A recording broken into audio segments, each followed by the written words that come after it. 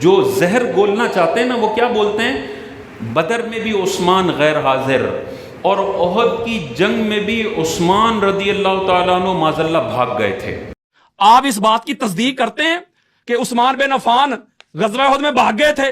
فرار جملہ فرار ہے، فرار وہی نا، عربی کا لفظ کو ترجمہ کیا کروں یار؟ نہیں آپ فرار ہی کہتے ہیں تو فرار بھاگنا ہی ہوگا نا، بھاگ گئے تھے، تشریف لے گئے تھے۔ ہاں جی تشریف لے گئے، وہاں تشریف لکھا ہی نہیں، تشریف کچھ دشمنوں کی طرف کی تھی۔ بدر کا تو میں نے بتا دیا، حضور علیہ السلام نے خود فرمایا تھا میری بیٹی رقیہ کا خیال تم نے رکھنا ہے، تم نے بدر میں نہیں آنا۔ جو بدر میں غیر حاضری کا تانا عثمان کو دیتا ہے وہ عثمان کو نہیں، نبی کریم علیہ السلام کے فیصلے پر اعتراض کرتا ہے۔ بدر میں تو وہ اس وجہ سے نہیں گئے۔ احد میں کیا معاملہ ہوا تھا؟ وہ جو تیر انداز اوپر کھڑے ہوئے تھے، حضور نے منع فرمایا تھا کہ نیچے نہیں آنا، اوپر سے تم نے ہم نے کور دینا ہے، لیکن وہ نیچے آ گئے۔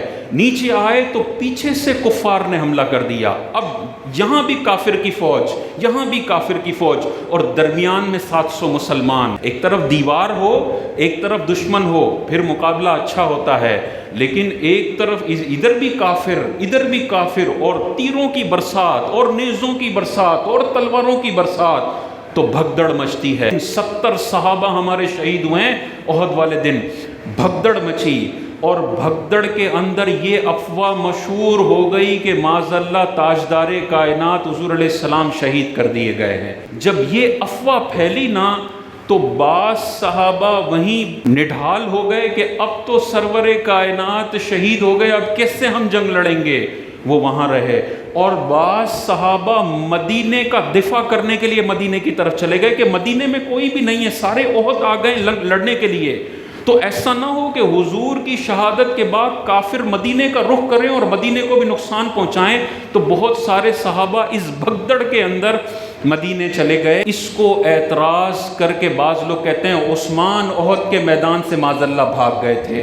ایسے بدبختوں کو اللہ نے قرآن میں جواب دیا ہے۔ کیا جواب دیا؟ اللہ تعالیٰ ارشاد فرماتا ہے ان الذین تولوا منکم، بے شک وہ جو تم میں سے پھر گئے۔ جس دن دونوں فوجیں ملی تھیں، احد والے دن جب مشرک اور مسلمان کی فوجیں ملی تھیں، اور جو تم سے پھر کر چلے گئے انہیں شیطان ہی نے لغزش میں ڈال دیا تھا۔ شیطان نے وسوسہ ڈالا تھا کہ تاجدار کائنات شہید ہو گئے، جاؤ مدینے میں مدینے کا دفاع کرو۔ لیکن دیکھیں اللہ تبارک و تعالیٰ نے آگے قیامت تک کے لوگوں کو بتا دیا کہ کبھی بھی عثمان کے خلاف تم نے زبان نہیں کھولنی ہے، تم نے کبھی بھی یہ والی بات نہیں کرنی کہ عثمان احد کے میدان سے بھاگ گئے تھے۔ اللہ تعالیٰ کیا ارشاد فرماتا ہے وَلَقَدْ عَفَا اللَّهُ عَنْهُمْ، بے شک اللہ تعالیٰ نے ان سارے مسلمانوں کی بخشش و مغفرت فرما دی ہے۔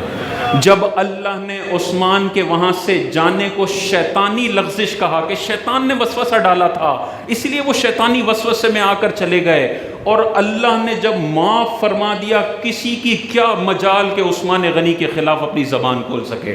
اگر وہ کھولتا ہے تو وہ یہ کہہ رہا ہے اللہ نے جو معاف کر دیا نا، معاذ اللہ اللہ نے غلط کیا ہے، میرے نزدیک عثمان معاذ اللہ قصوروار ہیں اور میرے نزدیک وہ گناہگار ہیں۔ تمہاری اوقات کیا ہے قرآن کی آیت کے مقابلے میں؟ تم اپنی عقل کے گھوڑے دوڑاتے ہو۔ اللہ نے ارشاد فرمایا وَلَقَدْ عَفَا اللَّهُ عَنْهُمْ، اللہ نے ان سارے صحابہ کو معاف فرما دیا جو احد کا میدان چھوڑ کر چلے گئے تھے، بس اللہ نے معاف فرما دیا۔